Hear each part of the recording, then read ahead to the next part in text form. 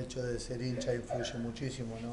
Tengo una familia que toda ligada al club y para mí esto es algo muy importante en mi vida. Era una promesa que yo tenía hecha con mi viejo, por sobre todo mi familia, ¿no? El Torito Guzmán también es primo mío, mi tío.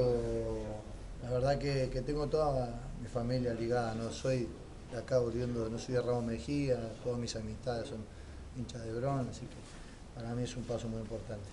Todo lo que yo pueda brindarle al club desde mi lugar va a estar al alcance en todo momento. Vengo desde mi lugar a contribuir y a que todo salga de la mejor manera. La verdad es que mi objetivo es poder jugar en primera con el club, así que esa es mi meta.